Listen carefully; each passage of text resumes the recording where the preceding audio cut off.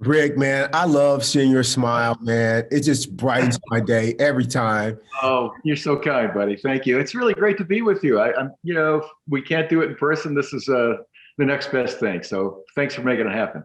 Good, man. You got a little pep in your step now that you're vaccinated. How do you feel? Yeah, I feel great. It was, just like getting a shot for measles, I guess. It was nothing to it, but the psychological lift is what's important. I really feel like, a cloud has passed in my Yeah. own personal life.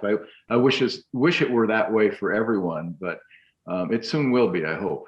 Yeah, me too, Rick. Hey, listen, I thought we'd do a show, and this is again a request about dealing with difficult people. And for this one, I think if we could be specific about the workplace, that would be helpful, but it's wherever. So you want to kick us off? Well, okay. First of all, I'm in a business where all I do is deal with difficult people. You got teachers all around you, don't you? That's all I do, man. It's either difficult people in the form of a judge, or a difficult person in the form of an opposing lawyer, or a difficult people, unfortunately, in the case of a client who has unrealistic expectations or who's not at their best because they're being sued or they've been wronged and they are suing. So my whole career for 40 years has been nothing but dealing with difficult people. So I'm probably not the best guy to ask how to do this because I have some very, I think, unusual rules that may not work for other folks. But I'll give it my shot.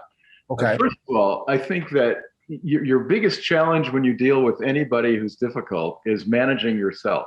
Managing yourself. Preach.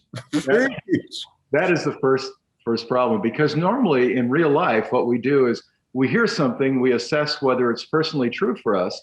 And if we have any kind of an inkling that there's a personal attack or a slight or an insult involved, the immediate reaction, the human reaction, is to become defensive and to argue and to cite examples about why they're wrong and you're right. And that does nothing but ratchet up the nature of the conflict and escalate it. So the biggest challenge is to manage yourself. And for me, I just go in with the idea that, I'm going to stay calm. It has nothing to do with me. This is what the other person does, either as a negotiating tactic, or they like provocation, or they never made the football team and this is their way of doing one-on-one tackling. I mean, who knows what their deal is? I don't care. But it's not going to screw me up. That's their thing. That's where they are in their path. It doesn't have anything to do with me. So I have a choice. I always think of this. Even if you're cut off in traffic, do I give the guy the finger? Do I honk? Do I act out? Or do I just say, yeah, okay, go ahead. That's where you are on your path. Because if you do those things, if you do those aggressive reactions, what creates in you is a sense of suffering, a sense of tension and hate. And I don't want that in my life. So I decided a long, long time ago, 20 years ago, that I wasn't going to do that. That doesn't mean that I still don't get worked up. I do, but I'm managing myself by, number one, staying calm. Number two, realizing that any kind of ratcheting up on my part is going to make things worse.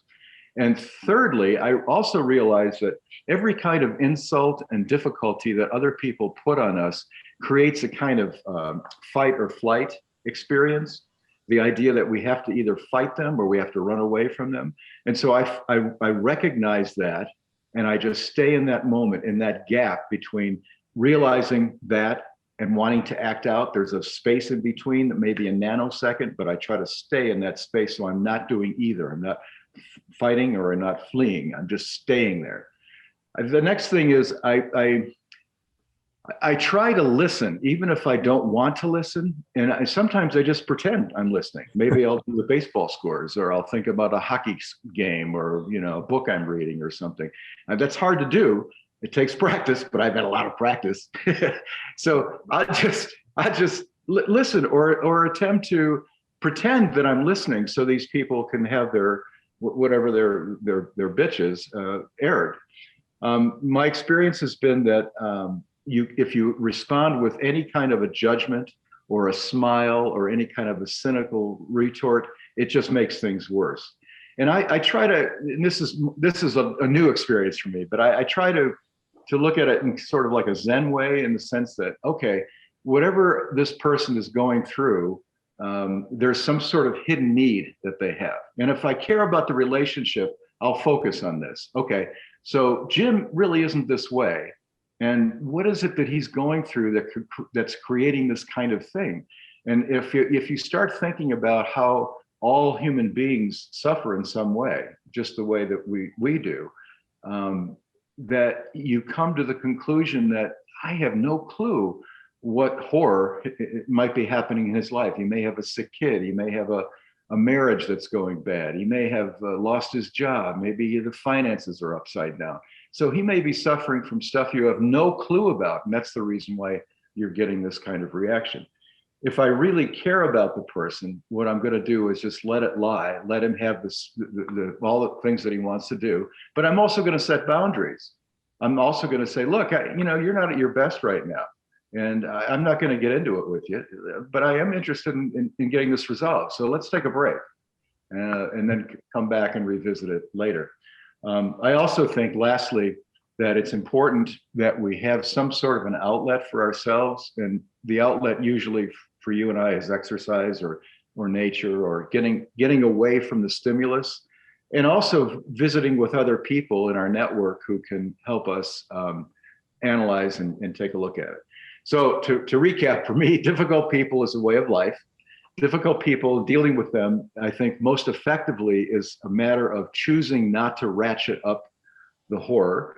It's also important to set boundaries so that you can walk away and leave the bridge not burnt, but with the opportunity of maybe reaching some understanding. And then if you're up for it, just not judging the other person in any way and letting it go.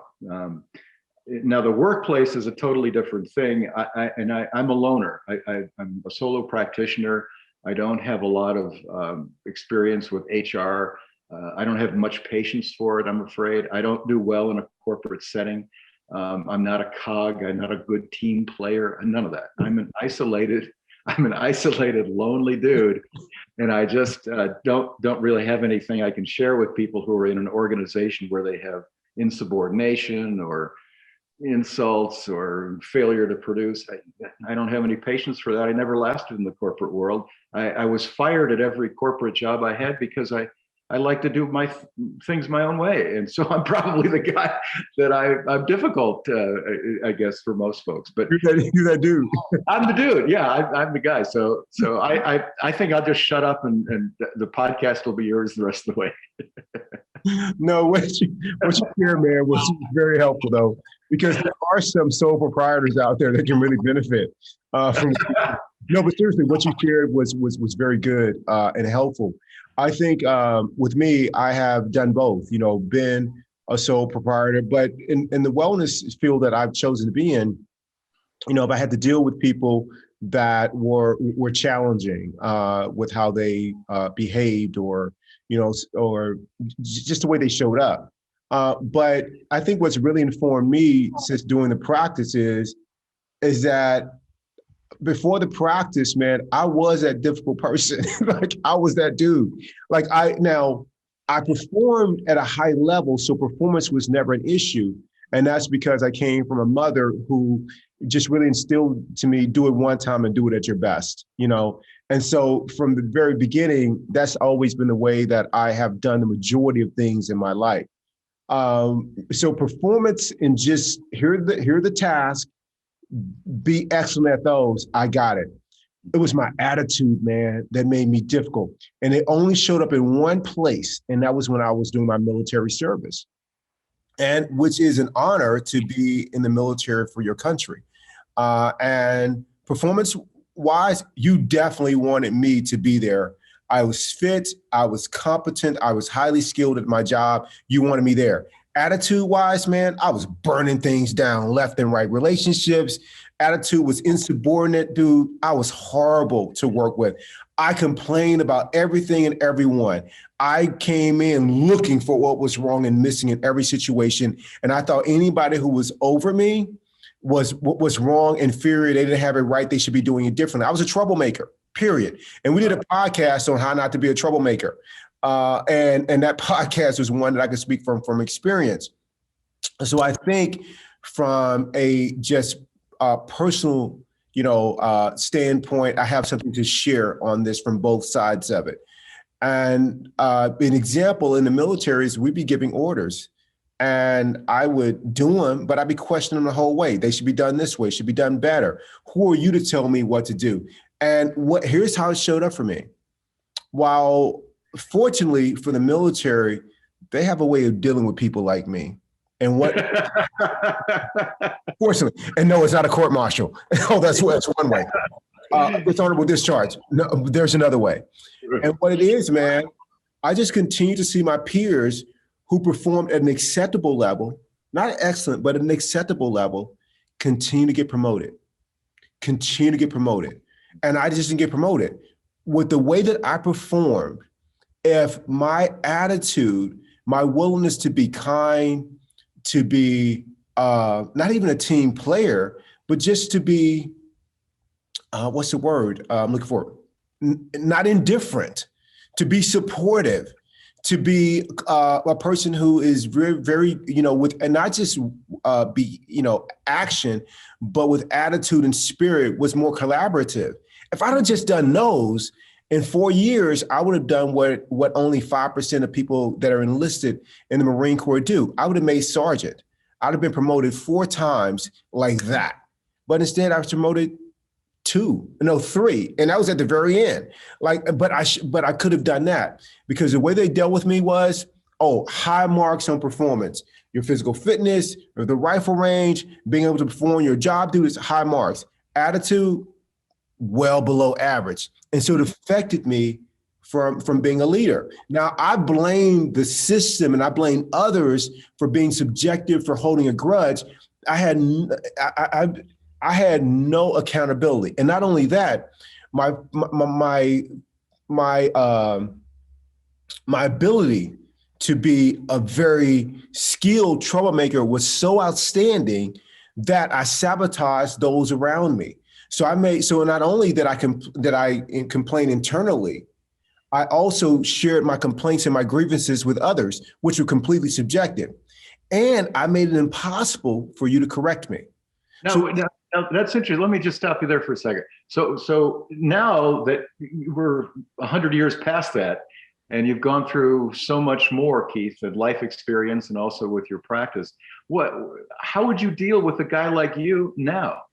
Well, so I'll tell you that. So, I want to reiterate that it wasn't that I was just being insubordinate with my attitude, is that I was making it impossible for other people to correct me. Mm. So if they'd ask me something to do, I would find a reasonable excuse not to do it. Wow. I would make it very difficult for other people to comply, and other people who wanted to do it, who were open to do it, who saw that I was making it impossible for them to do it. I would hold them back. Now, not only am I affecting my own opportunity to be promoted and to excel, I'm preventing others to do it. It was insidious, man, the way I was showing up. Now, back in the day when I was in the grips of this behavior in my narrative that they don't get my value, that I'm in the out group and this is how they treat me, I couldn't even see that I had a narrative that I was identifying with, that I couldn't even see it. So fast forward, when did I change? When I became responsible for a team.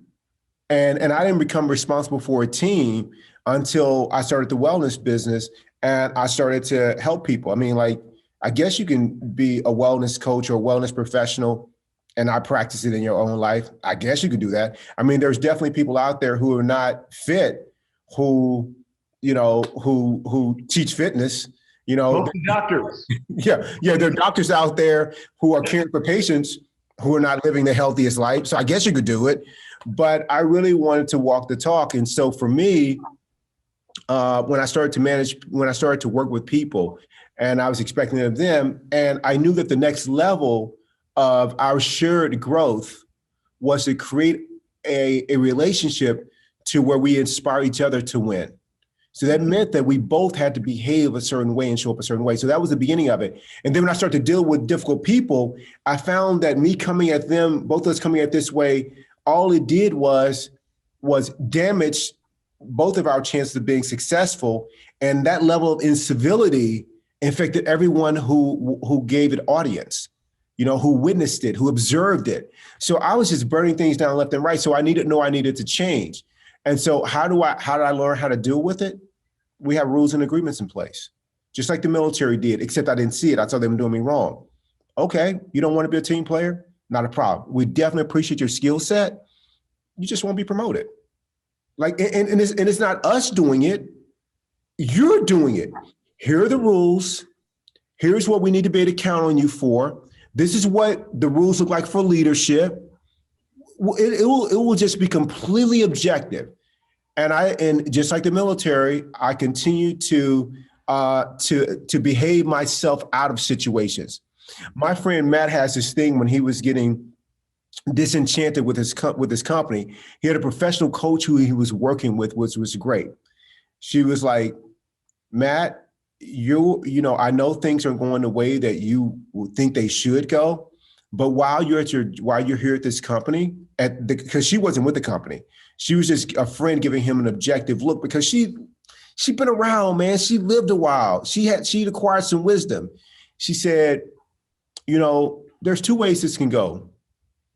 You can continue to see this as long as you stay here to do your absolute best and continue to raise other people up with you, or you can behave in such a way that they can ask you to leave. Don't do that one.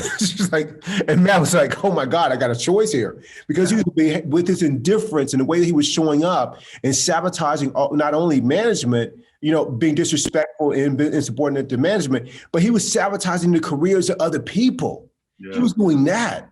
And then he was so strong at it that he was affecting other people. He was making it impossible for people to coach him or to change him. And so they were like, you know what? They just going to, make it very objective. And you're going to create a situation where they're going to ask you to leave. And Matt was like, I don't want to be that person. And so he changed. He realized he had a choice. And so for me, the way that I would deal with difficult people is I would invite them to be a part of something great, something amazing, something that could be a win-win for both parties, for all parties. And if they choose not to, I would come up with some very objective criteria that would be, that everyone would be asked to adhere to. And if you didn't, it would just affect your promotions. So you continue to see people rise around you, and it'd be just made clear that the reason that you aren't rising, this is why. And that's how I would deal with difficult people, Rick. So hopefully I answered your question. Yeah, I think so. I think there's a lot of different threads of dealing with difficult situations and difficult people. And if we just take it out of the workplace for a moment and just talk about personally how we deal with things. I'm not looking at it from an organizational point of view. I'm looking at it from a personal point of view. And what I'm interested in doing is not causing any suffering to myself. And so my whole idea about difficult folks is that they're in their own bubble. And I don't want whatever they're offering me, inviting me to do, I don't want that to affect my life and what I'm doing. That's a different issue than if you're in an organization and you've agreed to do certain things, but you're sabotaging self and others. I think in an organization, the requirements of the organization come first. They're not the individual's choice. Just like in the military, you obey orders because you're not in a position to judge from the 10,000 foot view what's happening. So you have a little tiny piece of something to do, and although it may look foreign to you and stupid, it's required because of the good of the overall strategy or the overall benefit of the organization. That's a whole different deal. And I think that one of the things that we deal with personally that is very tough is just the idea of being challenged when other people challenge us. And all I'm advocating is for setting boundaries and making sure that you don't step over that line where you get down and dirty with someone who wants to wrestle with you. I just don't think it's productive. I do think it's productive to stand your ground when you're being challenged. And in court, that's all you do. When you're a lawyer, you're talking about a position that you're advocating, that you've researched, that has good reason for it, and you're advocating for it. But it has nothing to do with a personal insult or a feeling that you're inadequate because you're making a certain kind of argument. So professionally, it's a little different for me. Rick, I think it's because you've chosen not to take it personal. Yeah, well, I don't take much personally. I think that, what are the four agreements, right? One of the four agreements is not to take things personally, and I think that that's huge in terms of the personal payoff. When you realize that people act out not because they want to do something to you, but because they have their own needs to act out, that makes it a whole different ballgame. If you're thinking that you're being attacked, that's one thing. If a person who's doing the attacking is doing the attacking because he or she likes to be provocative, that's a whole different thing. I mean, it creates a psychological difference between how you react to those two circumstances, in my mind. Now, for some people, just regardless of what the motivation of the other person is, it doesn't matter. And it also affects them in the same way. I don't look at it that way. To me, I don't take it personally. You can say anything. Look, your opinion of me and how I live my life is of no interest to me. I don't care. I mean, that's your deal. You get to have all the judgments you want in the world, but I'm not going to buy into it. It doesn't matter a damn to me how you think of me living my life. And so, if you take things personally, that you create a lot of hot buttons for yourself that you're always going to be trying to soothe and calm. If you just start with the proposition that I'm not going to take it personally, it's a hell of a lot easier. You're a retail clerk. Let me one quick example. A retail clerk. I've seen this happen, where you're in line and maybe the lady doesn't say hello to the person who's the customer and is kind of brusque about taking the coins or the money, and then doesn't say thank you. And the person, you can see, is a little miffed at that. Well, who cares? I mean, that's that person. If that person wants to be, down and awful and not feeling very respectful to another person, okay. What are you going to do? Throttle them by the throat and say, hey, give me respect. You're not treating me the way. I mean, it's ridiculous. So I'm a big advocate for letting 90% of life roll off your back. I mean, it's not about you in the beginning. It's about other people. Let it go. And so I see, when you're dealing with difficult people, to me, the main rule is don't go there. No, I totally agree with you. And I think that that's why you have rules in places and you have like performance evaluations and things like that, is because it's not only for those hard skills to do your job at a very competent level, but you also have the soft skills about, are you difficult to work with, things like that. All of that goes into, at least the organizations that I work for, and definitely in my experience in the military, and whether or not I advanced in my career. And I think you just apply those, and by having those in place, it helps not take it personally. It helps you not take it personally even more, because there's something out there that will deal with that. You know what I'm saying? Like I give the example of getting on the airline. We're the gate agent at airports. They deal with difficult people left and right. Cancel flights, this and that. They were late into the gate. TSA held them up. All kinds of stuff. Let me tell you, man, they are masters at what they do. Once they close the door to that plane, I don't care how you show up as a customer, they're not opening that door. And they're like, you outrage, you throwing stuff, you threatening this, you want to call the CEO, this is unfair, you writing a Yelp review, going to Facebook, you taking to Twitter. They're just like, oh, no problem. Would you like us to find another flight for you? They're killing you with kindness, man. They don't take anything personal. And what happens is, if you can keep that kind disposition to where all you're doing is creating a space, you are not being reactionary. If you can do that, all the people that witness this person carry on like that, they normally come up to the flight, the gate agent, and say, oh my God, like that was a master class and how to deal with difficult people. Like, you know what I'm saying? Like, it's a master class. And it too. Now the ego wants to just eye for an eye. It wants to throw down. This is what I learned to do when dealing with difficult people. And I'll end with this. My friend Pat gave me this. Pat was like, you know what, man? When you see your 2-year-old on the floor that's kicking this, I want this toy. He said, you know what I call that, Keith? I call that a light show. It's just theater for me. I sit back and I just fold my arms and I just watch the show. That's cool. And so now I just let the light show goes on. His kids he had a kid got older at 17, told 18. He wanted to move out of Pat's house for $300 a month, rent a room. That's too much. It's outrage. So you know what he wanted to do? He's going to move out with the roommates for $1,000 a month. Makes sense to me. You know what? I'm not Einstein, but the math adds up to me. So he moves right on out. He moves right on out, and he gets his place 3 months later. He can't afford it anymore. $1,000 a month. Like those rules that dad had, all of a sudden, those rules make a lot of sense now. They're not so bad. He's like, and then he bought a car that he shouldn't have bought. So his dad was like, don't buy that car. I know you want to get this new car and stuff like that, but you can't afford it. Buy this old car. It's used. You'll have money to spend on what you want. You have a little bit of savings in the bank. Nope. Don't bother me with the facts. I got my new apartment. I'm buying this car. Great. Car stopped working. He can't afford a mechanic. And catching a city bus is an hour and a half with transfers to get to work.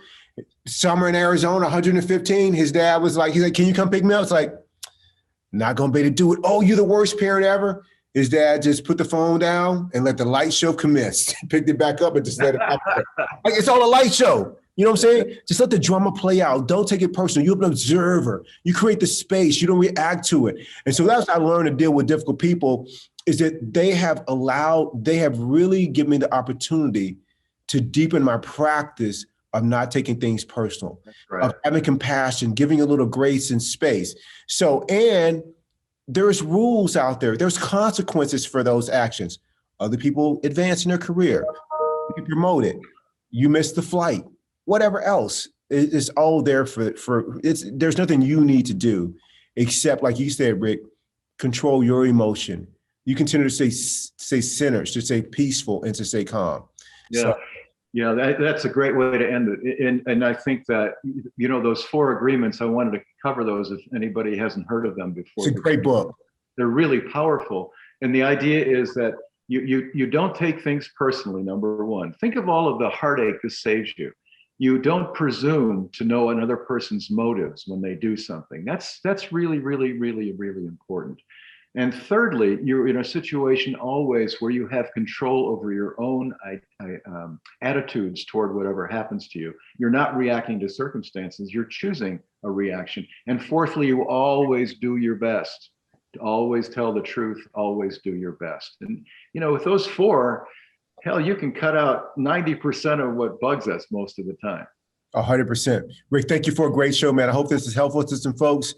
Keep the questions and show topics coming. I love you, Rick. I love you too, Keith. Hey, thanks. Thanks for being there for me always. I really appreciate it, my man. All right. Thank you, Rick. Bye-bye.